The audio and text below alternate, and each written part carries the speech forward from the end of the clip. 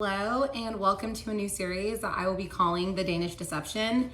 And throughout this series, I'm going to be going through the details and events that happened throughout my 3-year relationship with a man from Denmark who I truly believed was going to be the love of my life and the father of my children. And I now believe him to be the most despicable, two-faced, narcissistic, evil person I have ever encountered in my entire life.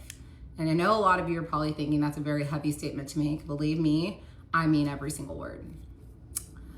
I know a lot of you are probably wondering, why are you sharing your life's most intimate and traumatic experience with a sea of strangers? Well, there's a multitude of reasons, but there's 3 big ones. And I'm gonna share with you the first 2 reasons. And the third one, I'm going to wait and share with you at the end of the series because I don't wanna give anything away. But the first reason is that this is my way of telling the world that love is a powerful, powerful drug. And if you're someone that's knowingly or unknowingly in an unhealthy or toxic relationship, I want you to know that love is a powerful drug and it clouds our judgment and it makes us think in ways we wouldn't think otherwise. And if you're someone that's also trusted the wrong person, you're not alone and you need to give yourself grace and compassion because it happens every day. The second reason is that this is my way of protecting others, and whether it be someone that might encounter my ex, or let's be real, there's some horrible people in this world. I want to protect other people from going through what I went through. And if there's one person that can watch these videos and see some signs in their relationship that they didn't see before, and they can remove themselves before too much damage is caused, then it's 100% worth it for me to do what I'm doing. What you guys are about to hear is going to be one of the most beautiful love stories you've ever heard in your entire life. And for that reason, I need to make sure you guys all prepare yourselves because it's gonna take a very drastic turn. And this is gonna be one of the most insane roller coaster of emotions that you guys have been on. And if you were a fan of the Who the Fuck Did I Marry series, unfortunately, the story you're about to hear is significantly worse, and it pains me to say that. This next part, I'm actually going to channel my inner Risa Tisa because I loved the way she did her introduction and disclaimer video.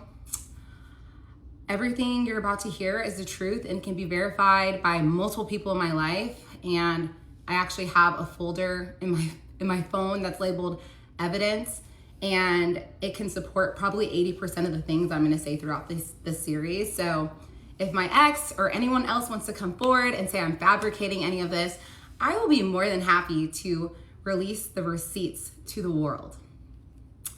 I'm gonna tell the truth, even if it makes me look bad. And there's gonna be times that you guys are gonna be looking at me crazy. And refer to reason number 1, love is a powerful drug. I'm gonna be using a mixture of aliases and real names because I don't have everyone's permission to use their names, and my priority is remaining respectful to everyone that was involved, everyone except for my ex. And in case you guys are wondering, I'm going to be referring to him as my ex throughout this series, mainly because I feel like if I say his name every day this frequently, it's gonna cause me to become physically ill, and I do not want that. I don't know how many parts this is gonna be, but I know it's not gonna be 52 because I don't have the patience for that, but I will try to get these out as quickly as I can. I'm a real estate agent, so my careers can be very demanding unexpectedly at times, but I will try to get these parts out as quickly as I possibly can. I come from a beautiful, strong Nigerian family that was built on deep respect and unbreakable support. And we have never experienced trauma at this magnitude. So this situation completely rocked us to our core, but I truly believe that we will come out of this stronger than ever. And I just wanted to take a moment to just thank my friends and family for giving me the courage and the strength to be able to come forward and share my story, because I feel so much love from the people around me and I wouldn't be able to do this without them. And I really just wanted to end this video with a message directly to my ex. And frankly, I don't think he's gonna be watching this because he's a coward. But in the event that he is, this message is for you. You have lived a life where you've hurt so many people and you've created damage in the lives of many, and no one has ever truly held you accountable for your actions. I was silent for a very long time, and that silence only benefited you and it never benefited me.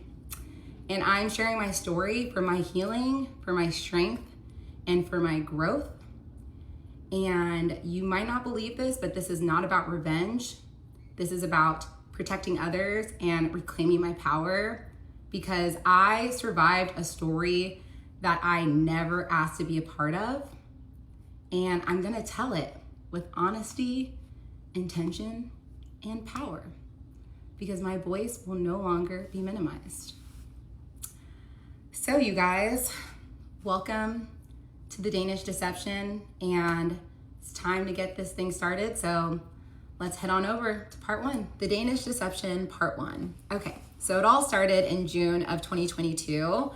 I was in a place in my life where I was working 2 jobs. I was working like a dog, and I knew I needed a break. So I reached out to my friend, Sarah, who was living in Germany at the time with her husband. And I said, let's take a trip. Let's go somewhere in Europe. And she was so down, and we were trying to decide where we wanted to go. And we decided to go to Hvar, Croatia, because we wanted somewhere that was like a cute local town that was by the water, but it wouldn't be as crazy busy as other places in Europe. And so we decided to go to Hvar. We flew to Split first, met there, took a ferry over. And at first I was just so amazed at how beautiful this place was. And so the first night I was a little bit jet lagged. So we kept it very chill, grabbed dinner, then went back to our Airbnb. And the next morning when we woke up, we had literally 2 things on our agenda, and that was to eat and drink and be by the water. And well, I guess that's 3 things, but yeah, eat, drink, and be by the water. So we went to Hula Hula, which if you've been to Hvar, you've been to Hula Hula. It's this beach club that's very well known there, and it's right on the water. And we're laying in day beds kind of off to the side, minding our own business, sipping mojitos. And I look up and I see this very attractive man. And the first thing that came to my mind was, this man looks like he is walking straight out of a Calvin Klein ad. And I'm telling you guys, 6'3", blonde hair, blue eyes, chiseled skin, so tan, muscles everywhere. I was definitely taken aback, and I feel like it takes a lot for me to really double take a man just based on his looks like that. And 100%, I was a little bit just in awe. I didn't even realize that he was like with a friend at first. And so I'm still minding my own business, keeping it chill. And he looks over at me and he says, how are the drinks? And I said, the drinks are wonderful. We're just sipping mojitos. He said, should I get us all around? And I said, absolutely. Number 1, he's cute. Number 2, who wouldn't want a free mojito? So I said yes. We got a round of drinks, and we're sipping our drinks, and we just start small talking. And I asked them where they're from, and they say that they're both from Denmark.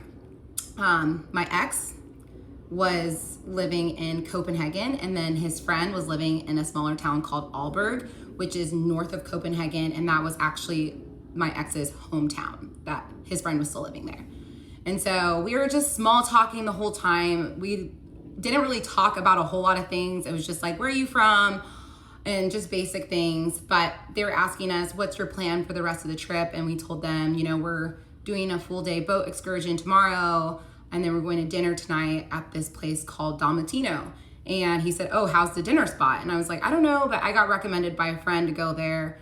And he was like, okay, well, maybe we'll meet up with you guys again later. And I said, sure. So we're getting a little bit tired. So we decided that it's time for us to leave. And so as we're leaving, I decide to make a bold move and just ask him for his Instagram.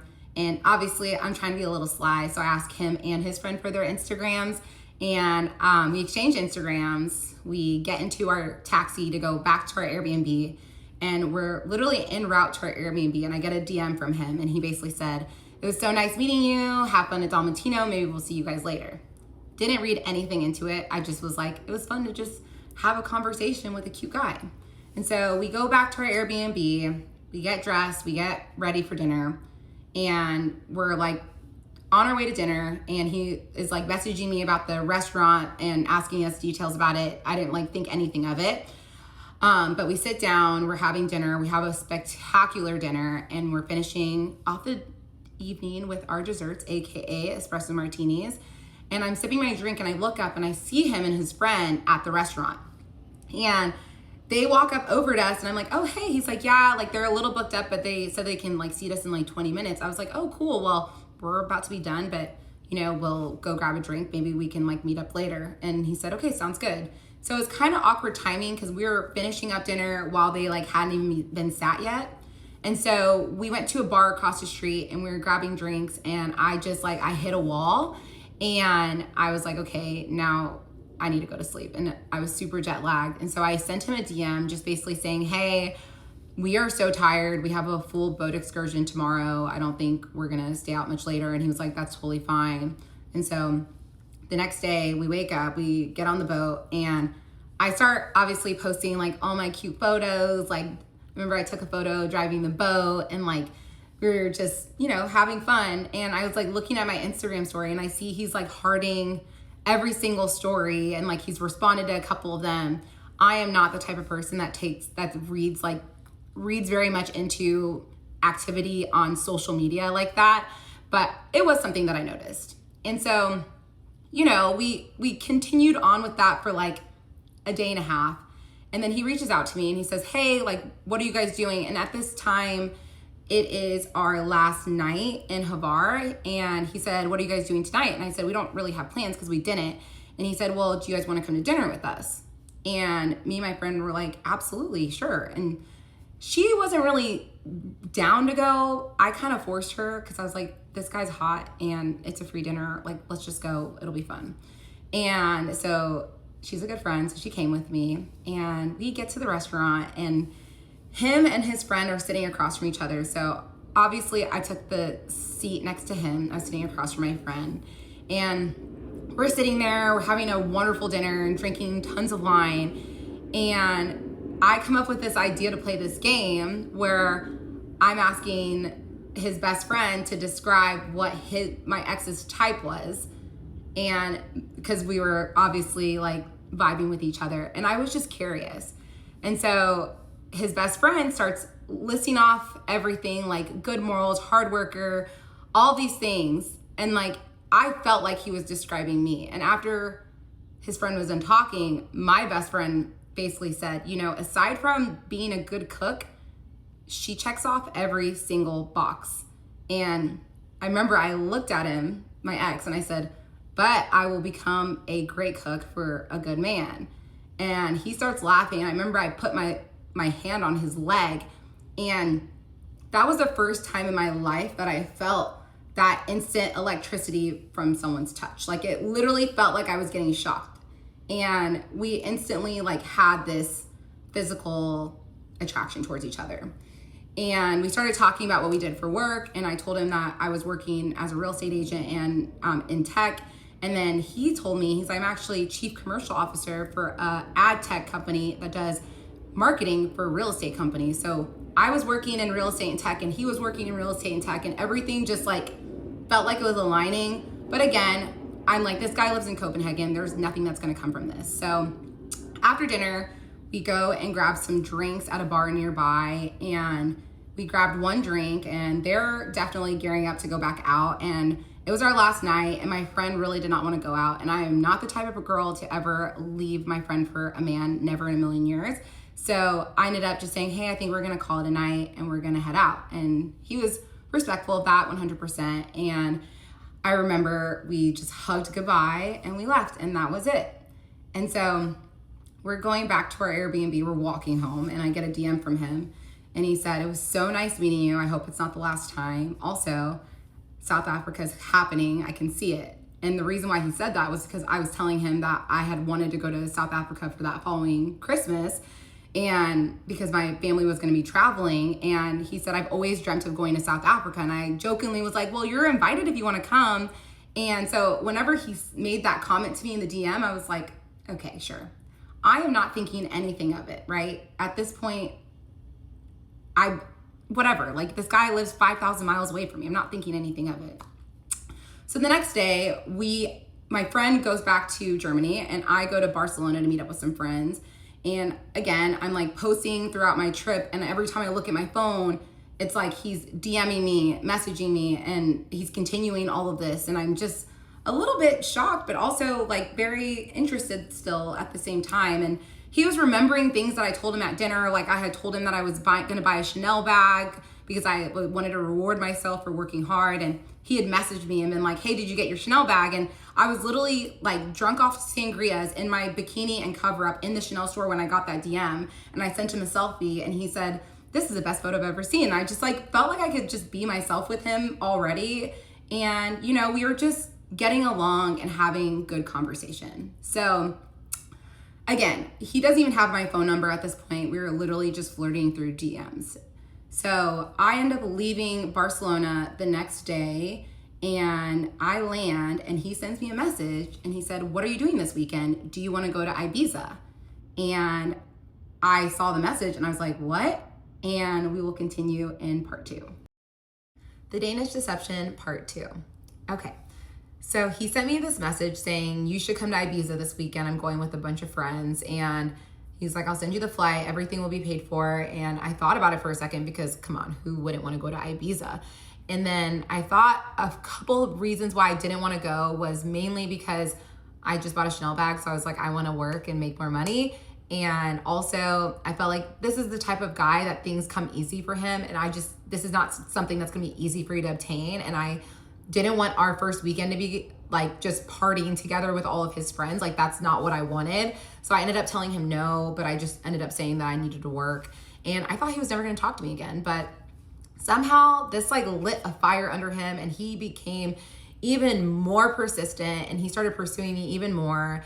And he was sending me messages like, when are you going to come visit me in Copenhagen? Or I would love to come to Dallas to come see you. And I was just like, who is this man and what's happening? Still not really taking him serious. And then maybe like a couple weeks later, he sends me another message. And at this point, we're still talking pretty consistently on Instagram. We still do not have each other's numbers. And he sends me a message. He says, hey, I have a work conference coming up in Monaco, and I would love for you to come. And I read that message and I was like near the south of France, like that Monaco? And he was like, yeah, like I can get you your flight and everything will be taken care of. And I was like, okay, well, give me some time to think about it, because I didn't want to say yes on the spot, but I was like, okay, this is something I definitely want to consider. So I thought about it for a while. I talked to my friends about it. I talked to my sisters about it. At first I was like, I don't think I'm going to do it. Like, this is crazy. And then over time I started like talking myself into it. And then one morning I woke up and I was like, you know what? Screw it. I'm going to go to Monaco. So I sent him a message and I said, hey, I've decided I'm going to come to Monaco. And he sends me a message. He said, this is the best day ever. I'm so happy.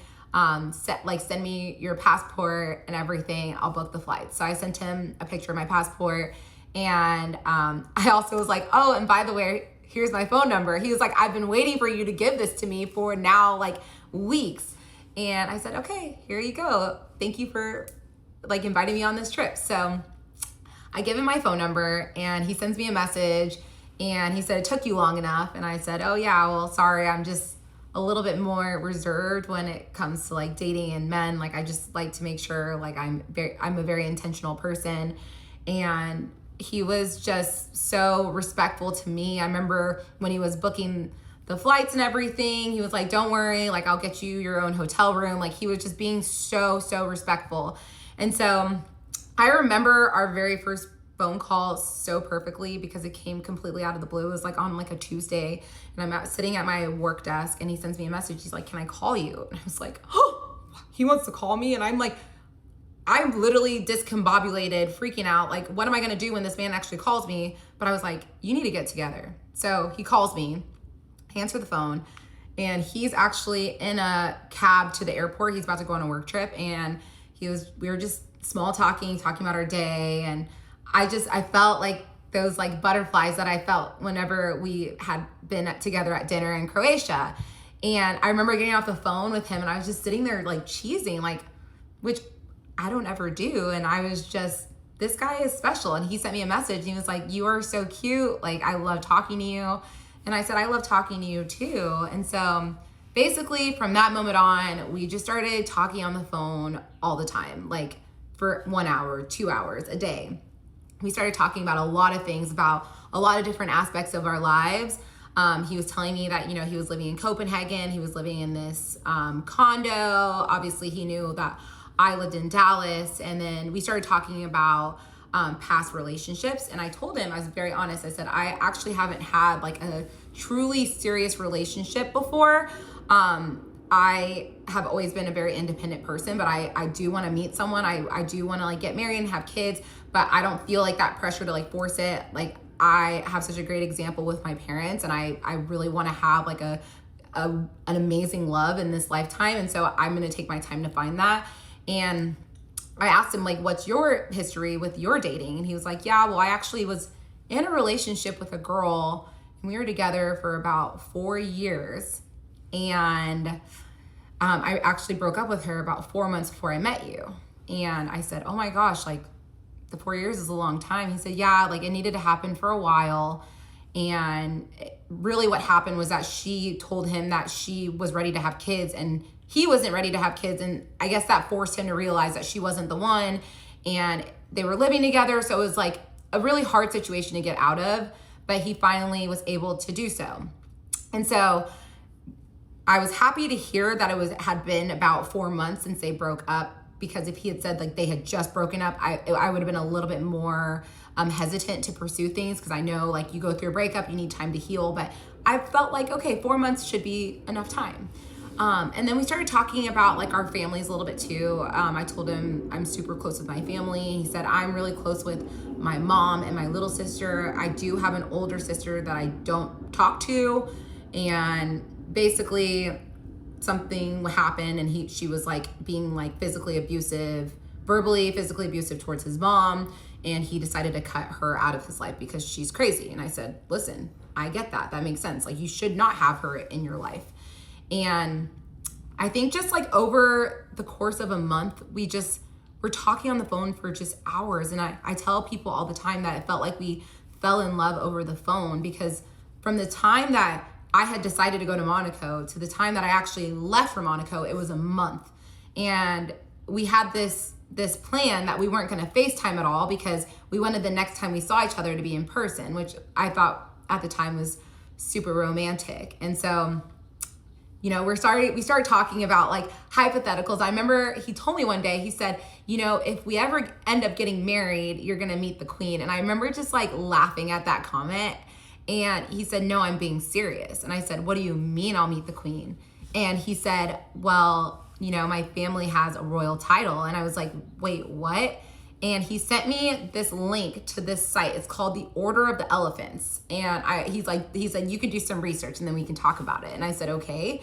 So I start going through the page that he sent me, and I see someone that had the same last name as him, like some old guy from like the 1700s. And I remember taking a screenshot and I said, is this your great great grandpa? And he goes, now you're getting on track. My next question to you is, how's your etiquette? And I was like, I think it's okay. And so I'm sitting here like, who is this man? He's attractive. He has a great job. He has a royal title. Like, is there anything wrong with him at this point? And I have always believed in the term, it's too good to be true. But and I was feeling that 100%. Like, I felt like, when's the other shoe gonna drop? But it didn't drop that first month. It was just like, we truly fell in love over the phone. And so we are getting closer and closer to the trip to Monaco, and I start packing, and I feel like that's like when the nerves start hitting me, was when I'm packing, like, oh my goodness, this is actually happening. And I remember my sister was like, you need to put air tags in like all your bags. And I'm like, I don't need to put air tags in anything. Like, I trust this man. Like, I know like it's gonna be okay. Like, every part of me felt like so safe with him already, which was crazy because I hadn't really spent much time with him. Maybe this is trauma from being on The Bachelor, I'm not sure. But I felt very safe with him. And so the day comes where I'm supposed to go on the trip. And so I order my Uber, get to the airport, and I felt like it was kind of like a good sign, because I posted that I was at DFW, and one of my really good girlfriends texted me that lives in a different state. She was like, hey, I'm actually in DFW too. And I was like, oh my gosh. So she comes, meets me at my terminal. She's like, where are you going? I go, I'm actually going to Monaco to meet this guy that I met in Croatia. And she was like, this is insane. And so I just felt like seeing that friend was like a good sign. I don't know why. And I ended up just boarding the flight. I remember boarding that first flight. I had a layover in Madrid, but boarding that first flight, I was sitting there and I was like, this shit is really happening. And all the nerves are just taking over, but I'm like, take a chill pill. It's gonna be okay. You're gonna get there. It's gonna be fine. And at that point, I was like, okay, the worst thing that happens is like, he's a crazy person and I have enough money where I can like just book my own hotel and I'll just have a good time by myself. Like, it'll be fine. So I like had that backup plan. But yeah, I had my layover in Madrid, and then my next flight was to Nice. And so I board my flight to Nice. It was like a really quick flight, and I get to Nice, I land, I get my bags and baggage claim. I sent him a text. I said, I'm here. And I'm rolling both of my bags, about to walk out, freaking out, and let's continue on in part 3. The Danish Deception, part 3. Okay, so I'm walking out of baggage claim. I have my bags. And at this point, worst case scenarios are playing in my head. I'm like, what if this whole thing is just gonna be so awkward and we're not gonna have that connection like I think we have? But I also told myself, you're gonna have to figure it out and let's just do this. So I walk out of baggage claim and I'm scanning the scene and I see him. And everything in me feels peace and joy. And I just make a beeline to him. Like, it's one of those, like, I'm walking, but like low-key I'm running. And I finally get to him. He hugs me, but like he picks me off the ground and he's hugging me and I'm hugging him back. And then he puts me down. He looks at me. He goes, hi, Bambi. And that was a nickname he used to call me. And I was like, hi. And we just proceed to make out in the Nice airport for 2 straight minutes. And I am not the type of person to ever do that, but I just felt so much attraction towards him and I just did not care. And I remember that we were in the taxi going to the hotel and we had to put ourselves at like an arm's length because we were just like going at it, like kissing. And I was like, this taxi driver is gonna start feeling super uncomfortable. So we're like, we need to stop. And so we get to the hotel, we check in, we get to the hotel room, and let's just say we had a wonderful time, multiple times. Mom and Dad, I am so sorry for that part.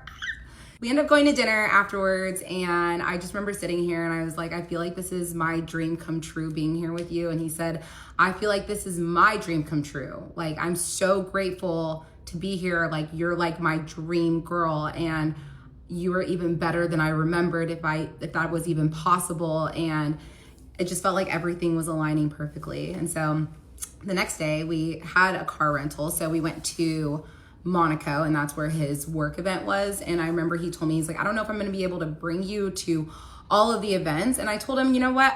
I'm going to be in Monaco. So if you can't take me to things, that's fine. I'll just go explore the city. And I remember we get there and he had like a kickoff event, like first things first when we arrived. And so I wasn't invited. I also didn't really want to go. So he went to that and I was just like exploring Monaco. And he sends me a message. He said, hey, you're going to be able to come to the event tonight. Do you have something to wear? And I remember being like, I didn't bring anything like for like a professional cocktail party. And he was like, oh, well, we're in Monaco. So you wear whatever. And I said, okay. So I remember I put on this green romper and we went to this hotel. And I remember being super nervous because I'm used to like networking, but not with like Norwegians and like a bunch of people that aren't like fluent in English, which actually people in Norway, they all are fluent in English. I was very impressed. But I just started talking to different agents because these were all real estate agents, and I'm a realtor. So I felt like I could connect with them so well. And I remember I was talking to this man, me and my ex were talking to this man, and he was like so interested by me. And he said, are you coming to the boat party tomorrow? And I knew there was a boat party coming up the next day, but I also just like assumed I wouldn't be able to go. And I said, well, I looked at my ex, I go, I don't know, like, am I? And my ex looks at me, he goes, well, you're talking to the CEO, so I think that's fine. I said, oh. The CEO was like, yeah, I'd love for you to come. And he was just so nice. And I met so many great people. And also just watching him in his element working, and he's just so charming and charismatic, and everyone, when people talk to him, they're just so fascinated by him, like I was. And so we had a great night, and then the next day was a boat party, and I remember I was just hanging out on the boat, again, just watching him go talk to all these big customers, and I didn't understand a word he was saying, but I just felt like he just looked like he was super smart. And later on that night, I remember they had another event, and I wasn't invited to that event, which is fine, but I came and met up with him afterwards, and we got drinks, and the next day we decided to head to Saint-Tropez. And I remember we get to the hotel in Saint-Tropez. This hotel is so nice. I've stayed in 5-star hotels before, but like I've never stayed in like 5-star hotels that are like a full suite with like private pool.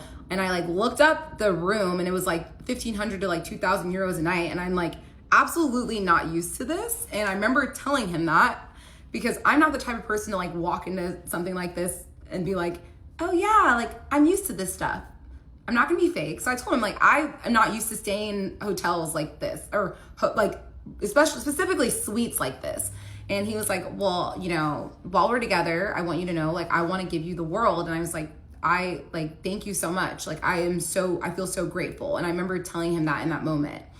And later on that night, we go to l'Opera, and we're having a wonderful time, drinking great wine, having good food. And if you've been to l'Opera in Saint-Tropez, it's very much a party restaurant. Like, you have dancers on the tables. It's like, it's a party scene, but like, you know, that's also like kind of like my vibe when I'm like, you know, have a couple drinks in me. And we're sitting at dinner, and he's talking to me about his mom, and talking about how he's so protective over her, and how much he loves her, and how he like would do anything for her. And I remember just like looking at him and just being like, this is like everything I want in a man. If a man is going to treat his family with respect, the chances of him treating your family with respect are so much higher. And I just felt like I saw his heart, and it just made me just fall for him even more than I had already. And I guess my thoughts had translated to my face, because he picked up on some expression, and he was like, what is it? And I was like, nothing. He said, tell me. I go, nothing. And then he grabs my face, and he pulls it close to him. He goes, tell me. And I say, I'm in love with you. And then I started bawling my eyes out at l'Opera in Saint-Tropez. And this was a sweet moment, but it was also very uncomfortable and embarrassing, because all the workers are all thinking that I'm getting dumped right now, when I'm really just falling in love for the first time, and like don't know how to control my emotions. And I remember just like bawling my eyes out, being like, I don't know what to do. I don't know what this feeling is. Like, I don't know what's happening. Like, and he's just sitting there smiling, and he's like, this is like one of the best nights of my life. And he looked at me, he goes, I want to say it back to you, but I also want to have my own special moment, so I'm not going to do it right now. And I said, thank you, God, because I would not want you to tell me right now. And honestly, never in a million years did I think that I would say I love you first to him, but he pulled it out of me, and I felt it. So I said, you know what? I'm going to say it. And I did. And it felt so good. And I remember we went back to the hotel that night, got some sleep, and the next morning we went to Bagatelle, and we had just like a beach day. And I used to tell everyone that this was the best day of my life, because we spent the whole day just swimming and laughing and eating and having such a great time. And I just thought to myself, like, I could do this forever. And like, I also thought to myself, like, I don't care if we're on a couch in Dallas, Texas, like, I just want to be around him all the time. And so that night we go to dinner, and I remember just asking him, what are the things that you think are important as we like enter into this relationship? And he told me, if you give me respect and loyalty, I will give you the world. And I told him I can do that. And then I told him, there's a few things you should know. Number one, your money is great, but it's the cherry on top of a great sundae. You could lose it all tomorrow, and I would not go anywhere. Like, the money is just like this little added benefit, but I love you for you. I'm here for who you are as a person, not the money. Also, cheating is 100% a deal breaker for me. I just feel like I always need to like put that out there. I don't care if we've been married for 15 years with 4 kids, I will leave. I will not put up with cheating. And also my family is my world. I'm a warrior for my family and friends. And please don't ever put me in a position where I have to choose, because like I love my family so much, and that would be a situation that would cause me so much pain, and I just would never want to be in that position. He said, I understand completely, and I love that about you. So we set those ground rules, and the next day we go to Cannes. And I remember that first day in Cannes, we're having a great time. We went to the beach for a little bit, and then we decided we're gonna go shopping. And he tells me, you can pick out whatever you want to buy, you can get it. So we're going to like Cartier, we're going to Chanel, we go to Dior. I see this yellow bag I fall in love with, but I felt so uncomfortable because I don't want this man to think that I'm with him for his money. And I didn't want him to feel like I was using him. So I remember just being like, oh, it's okay. Like, I love this purse, but I was like, it's just okay. And we end up going to Dolce & Gabbana, and I pick out this nice pair of $200 sunglasses. And he looks at me, he goes, dang, you're cheap. And I said, I'm a simple girl, even though I wanted the Dior bag. But I wanted him to know that I was there for the right reasons. Oh my gosh, bachelor trauma is still kicking in. And so later that night, we decided to go to dinner, and we're eating dinner, and I go to the bathroom, and I had myself a fall going to the bathroom, going up the stairs, and everything went black. And I will continue on the series in part 4. The Danish Deception, part 4. Okay, just to recap, we went to Monaco, then we went to Saint-Tropez, and we ended the trip in Cannes. And the very last night we had together, we were at dinner, and I'm walking to go to the bathroom, and I fall, and everything goes black. And let me tell you, I am a clumsy person. I know I'm a clumsy person. I'm always tripping over myself. And that day specifically, I had been tripping over my dress pretty frequently throughout the day. But I've never had like a serious accident before like this. And it was completely out of the blue. I was walking up the stairs, and I remember walking up the stairs, and the stairs in France are extremely narrow. If you've been, then you definitely would probably agree with me.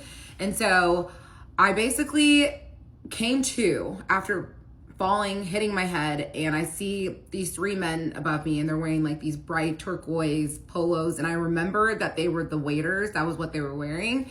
And I remember just like coming awake and being like, what the fuck is happening? But no one was speaking any English. They're all like screaming in French, freaking out. And so I pass out again, then I come to again. And finally I'm able to say, someone go get my boyfriend. And then I pass out again, then I come to again. And then my ex is sitting next to me, and I see him, and I'm like, what is going on? He's like, I don't know what happened. I think you fell. And I'm like, I don't remember anything. I don't know what happened. And he looked at me, he goes, do you have a history with epilepsy? I'm like, epilepsy? No, I don't have any history with that. I was like, why? He said, because you've been having seizures for the past 10 minutes. And I was like, seizures? I have never, ever had a seizure in my life. So this was shocking news, but I also wasn't like all the way there. So I was just so confused at what was happening. And I remember touching my head, and then I looked at my hand, and there was so much blood. And then I like started looking around, and everything felt wet. And I was like, oh my gosh, I was going to the bathroom. So I look at him and I ask him, I'm like, is this pee? He was like, no, they just like dumped water on you. And I was like, okay.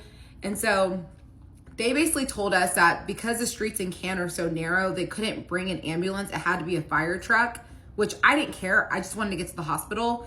So these firemen come and they get me up, and I stand up, I look down, look at the puddle of water, then I smell my dress. I go, oh my gosh, this is urine. So you're telling me that I've been dating this man for 3 days, and he is now sitting in a pool of my urine and my blood, watching me have seizures. I was just I couldn't believe that this was the reality of what was happening. I get into the truck, and they take us to the hospital, and I'm still freaking out at this point because I literally don't know if I have like a severe brain bleed or what's going on. And they take us into the waiting room, and they're about to take us back. And I remember the nurse said that my ex couldn't go back with me because they still had super strict restrictions from COVID. So he had to wait in the waiting room. And I remember just freaking out because no one is speaking English at this point. And I don't know what to do. I'm so terrified. I feel so alone. And I remember just looking at him, and he could just see the fear in my eyes. And I'm like, I don't know what to do. He's like, just stay calm. I was like, okay. And he ends up leaning into me before they tell him that it's time to go. And he tells me, before you go, I just wanted to tell you that I love you. And I just remember being like, really? Here of all places? He was like, yeah, I wanted to tell you. And I said, I mean, I was so grateful to hear it from him, but also I was like, are you only telling me this because you think I'm about to die? And so a lot of things were going through my head, and I ended up going back, getting a CT scan. They ended up saying, hey, everything's good. You just have a severe concussion, hence why I had seizures. And they're like, you're gonna have to get 4 stitches in your eyebrow. You guys can kind of see the scar. I'm wearing makeup, so you can't really tell. So after I get my stitches, I go back out to the waiting room and I see my ex, and I automatically just feel this sense of protection and safety because he made me feel so calm, and I was just so grateful to him. And if you watched the Who the Fuck Did I Marry series, I truly believe that this whole experience was the equivalent to Risa Tisa's tire blowout before she met her ex-husband. And God was telling me to run far away from this man. My bad on misinterpreting this message. And I just thought that this was God's way of telling me that this man's gonna keep me safe. And clearly, that wasn't the case. But we leave the hospital and we go back to the hotel. And obviously I couldn't sleep because I had a severe concussion. So we just stayed up talking all night. And the next day I went to go get all my prescriptions, and then we went to the airport, and it was a really, really tough goodbye because I was just so sad to say goodbye to him. And he had already booked a flight to come visit me in Dallas in 10 days. He booked it before I even went to Monaco because he told me he was so sure of me and of us. And so I knew I was gonna see him in a little bit over a week, but it just wasn't enough. And I just wanted to be with him 24/7. But I said my goodbyes to him, and I was like, you know what? It's gonna be okay. I'm gonna see him soon. Hopped on the plane and went back to Dallas. And it was really difficult to come home for multiple reasons. The biggest reason was that I had to tell my parents that not only did I have this crazy accident, but I also am in love with this man that lives in Denmark. And that's just not a easy conversation to have with the Nigerian parents. And if you know Nigerian parents, or if you have Nigerian parents, you can already assume how this unfolded. Obviously, they support me and they love me and they're wonderful parents, but they were also scared and like, what are you telling me right now? But I dropped the ball, and over time, like, they were so supportive of me and my decisions. I will say the bigger challenge was healing from the head injury because I was just doing crazy ass shit. Like, I remember I got into the shower with my socks on, and then I ran out the door with my bonnet on, chasing Smokey through the streets because I thought he ran away, even though he was inside the house. And to this day, I still think I have lingering effects because I'll add all these filler words, and like what I want to say in my head, I think it, but I can't figure out the words sometimes. And it's very frustrating at times, and you will notice it throughout the series, and it's not something I used to do, but overall, I'm fine. My brain's fine. So obviously, we're talking on the phone every single day because, you know, we're in a relationship, and he calls me and he says, hey, I'm considering offering on this apartment complex in Copenhagen. And we had talked about his real estate investments back in the south of France. He had told me that he owned 3 apartments in Copenhagen, 2 of which were rented out, one of which he was occupying as his personal residence. And this apartment complex he was interested in had 34 units, and then there was a top floor that was unfinished, and it could be converted to 10 penthouses. And he said it's fully rented out. It would be such a great investment. The cash flow is great. The only thing is that it's going to take up a lot of my cash liquidity and also like stocks and crypto and everything. And obviously I'm going to be traveling to the States, and I want to be mindful of like finances. That's why I like want to bring it up to you. So what do you think? And I said, well, at this point, we had been dating for like a couple weeks, so I didn't feel like I was in a place where I could insert my opinion. So I told him, like, whatever you think, I'll support you. And I also didn't know jack shit about real estate investments in Copenhagen. And also, I had just gone to the south of France with him. That whole entire trip, I had spent 15 euros the entire trip. I tried to pay for stuff. He would not take a dime from me. So at this point, I almost am searching for a way to prove to him that I'm not with him for his money. So I told him, I go, if I need to, take on some more of the financial responsibilities in this relationship, I'm more than happy to do so, because this is a partnership and you're there for me when I need you, and I'm going to be there for you when you need me. And he said, I appreciate you saying that, but I don't think it's going to come to that, but thank you for saying that. I said, of course. So he offers on it, and his offer wins apparently by 1,000 euros. And he decides he's going to move forward with this property maybe a couple days before he came to visit me in Dallas. And I was fully supportive of him buying this property, 100%, because he's a successful businessman. And if he thinks this is a smart move, then I trust him. And also, the money was a whole separate other thing. I didn't care. All I cared about was being with him. So he's coming to Dallas, and I'm getting excited, not just because he's coming to see me, but this is a trip where he's going to start to meet my people, and it's getting real. And so I remember he was flying into Dallas. It's the middle of September, and I made this sign. It said, "Welcome to Dallas, my Danish man." And I'm waiting outside baggage claim, waiting for him to get through customs. And I'm holding this sign super high, waiting for him to come through. And I will continue the rest in part 5. Danish deception, part 5. Okay, so he comes out of the baggage claim past customs, and I see him, and immediately I'm hit with a realization that I've got it so bad.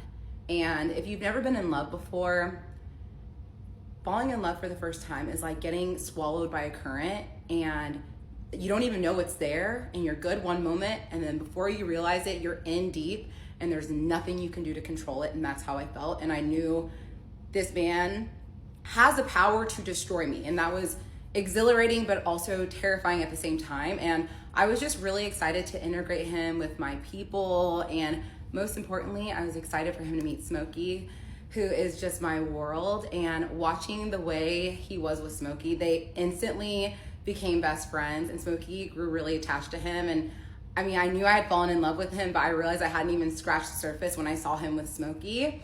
And so we did a lot of things that trip. So we went to a Cowboys game, we went to a retirement party for a partner at my accounting firm, we went to a couple dinners, and then we also just stayed at home. I cooked a lot. I remember I made him red stew and rice, which is my favorite Nigerian food. It's a staple. And I put a lot of habanero peppers, and I remember being nervous, can he handle spice? And he ate it and he loved it. And I was like, oh my gosh, this white boy loves spice. This is perfect. And everything just felt like, again, it felt like everything was aligning. And so I wanted to plan something special for him to meet all of my close friends and family. And so I was like, oh, well, maybe we can go meet for a drink. And he said, we can go out to eat. I'll pay for everything. I was like, are you sure? He said, absolutely. So I planned a brunch, and we went to brunch here in Dallas, and it was a handful of my really close friends, and my 2 sisters were there, and my cousin and his now wife was there too. So we sit down at brunch, and everyone's asking him questions, and everyone is just so impressed by him. Again, we're dealing with someone that's very charming, very charismatic. And the thing about my ex is when you meet him, he's so good at asking questions, and he's good at listening. And so it's really easy to get into good conversation with him, and it's really easy to connect with him. And so we had a great brunch. I remember I was in the bathroom, and my friends followed me, and they're like, oh my gosh, he's amazing. We're so happy for you. And I just, I was so grateful to call him mine. And so after brunch, we go grab a drink at a place nearby the restaurant. And at that point, we're all just kind of chit-chatting, and my cousin and my ex are having a conversation. And this cousin is like a second brother to me. We're very, very close. And I desperately wanted to get the stamp of approval from him. And so obviously they're shooting their shit, and I'm eavesdropping on the conversation 100%. And because I can. And I'm overhearing them just talking about random stuff. And then I hear my cousin ask him, you just have the build of an athlete. Did you play sports? And my ex goes, yeah, I actually played handball. And my cousin goes, isn't that an Olympic sport? And my ex goes, yeah, I actually went to the Olympics twice. And I immediately inserted myself into the conversation. I go, you went to the Olympics? What? And he goes, you know what? I was like the backup of the backup. I didn't even play. I don't like to brag about it because I don't think it's that big of a deal. I was like, well, did you get medals? He was like, yeah, I got a bronze and I got a gold. I was like, well, that's amazing. Like, I'm so impressed. And so now I'm thinking, this man is so humble. So let's add humble to the list of all the reasons why he's such an amazing man. So obviously we had a wonderful trip. He came to Dallas again. I did not spend any money while he was here. I obviously like paid money for groceries when he wasn't around, but other than that, he wanted to pay for everything. He didn't even want me to like pay for ice cream, like small things. He was like, I want to treat you. And I was like, okay, that's fine. So I remember he was leaving to go back to Denmark and I was so depressed. And if anyone has been in a long distance relationship, you know how difficult it is to say goodbye. And so I was so depressed and I'm saying goodbye to him at the airport. I'm bawling my eyes out. We finally say goodbye. He goes through security. I go home and I just am crying for like hours. I'm so depressed. And I remember I was supposed to go to a birthday party that night and I texted my friend. I was like, I literally cannot stop crying, so I can't go to this birthday. And I hate canceling things. And so that's how bad it was. I was actually depressed for literally days. And after he got through security, he was like, I can't even walk to the terminal. Like, I'm so depressed. Like, I just want to walk back out and just come back to you. And I was like, I want that too. And he said, you know, we need to start having the hard conversations on like what we want for the future. And I said, absolutely. And so he was like, you know, we need to decide whether or not we're going to live in Denmark or live in Dallas. And I still can't believe this came out of my mouth. But I told him, I said, listen, I know you already have like a very much established career. And so if you want me to move to Denmark, I'm more than happy to have that conversation with you and like discuss it. And he said, you know, looking at you with your friends and your family this past week has made me realize that I don't want to take that away from you. And you're really close with your parents. They're driving distance away. And like, I live in Copenhagen. My family lives in my hometown in Aalborg, which is hours away. I don't have family in Copenhagen. And I want us to be around family, especially like if we're talking about having kids one day. Like, I want that support and I want you to be around the people that you love. And so I was so happy because realistically, I did not want to move to Denmark. And so I was so happy that this man is willing to give up everything to be with me. So I was so excited about that. So he was gone for about 3 weeks to a month at this point, and he hadn't booked his flight back to Dallas yet, and then he booked it on like a Thursday, I remember it. So now we're in the middle of October of 2022. He books his flight and he said, okay, I'm coming next week, Wednesday. And I said, okay, perfect. And I'm getting all excited again. And so I called him Friday morning, and keep in mind that there's a time difference. So it's like about 7 hours. So whenever I wake up at like 5 or 6, he's basically halfway through his day.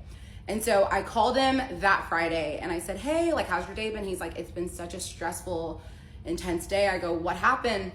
And he's like, I found out that the apartment complex that I bought is dealing with some major foundation issues. Like, it could affect safety of the tenants, and I'm really stressing out and I need to get it fixed. And I was like, oh, okay. Like, did you schedule the repair? He's like, not yet. It's going to cost like a hefty chunk of change. I was like, how much is it going to cost? He's like, $50,000. I was like, $50,000? What? Like, that's obviously a lot of money. I'm sure it's a lot of money to a lot of you. It's a lot of money to me. And so I was like, okay, like, what's the plan? He's like, I mean, I have a good portion of it, so I just need to ask my dad for a little bit of a loan. And so I remember being like, I can never in a million years ask my dad for a loan of $50,000. So at this point, I was aware of the fact that like they had this royal title, they had this family trust that like, and like the family had money. I didn't really know like how much or the details behind it. But he told me he was gonna call his dad and ask him for a loan. So a couple hours go by, he calls me and he's really upset. He's like, I talked to my dad on the phone. He will not loan me the money. He says, I've been acting super irresponsible, traveling, doing all these things. And so he just doesn't wanna, he thinks I need to like learn from my actions. And if I'm not prepared for something like this, then there's nothing he can do to help me. And so I felt really bad for him because he essentially felt like his dad was abandoning him, and I felt really bad for him. And so I said, what's the plan? He's like, I'll figure it out. Like, even if I have to like sell some things, like I'll figure it out. And I was like, okay, well, keep me updated, like whatever you need. And so a couple days go by and he's communicating that he's still stressed out about coming up with this money. And so I said, you know what? Like, I can loan you the money. And so at this point, I had paid off my student loans, paid off my car, bought a house. Like had a decent savings. I was in a really, really good financial position. And so I wanted to help him, especially because like this man has like treated me so well and done so much for me. And I truly felt like we were in a partnership, especially like when you're talking about the future with someone. And so I told him, like, let me loan it to you. He goes, I would never in a million years borrow money for you. And I was like, it's okay. Like, I don't mind helping. He's like, that's like not even a discussion I want to have. And I said, okay, that's fine. So a couple of days go by and he's still stressing out about coming up with this money. I asked him, like, how much do you need? He's like, it's 10,000 I need. And I was like, again, like, let me loan it to you. He said, no, I'm not taking money from you. And then a couple of days go by and he says, okay, like now I need 6K. And I was like, okay, again, let me give it to you. He's like, no, I still don't want to take money from you. And then basically like 2 days before he's supposed to come to Dallas, he tells me, he says, just letting you know, I'm not be able to come to Dallas because I need to figure out this issue. And at this point I start freaking out because I'm like, no, like I 100% like want you to come still. Just let me loan you the money so that you'll be fine and we can, be happy and be together. And so after some thinking, he was like, okay, fine, I will borrow the money from you, but you have to promise me that this will be the only time and that you're 100% comfortable with giving me this money. And I said, absolutely, I'm 100% comfortable. And we will continue on in part 6.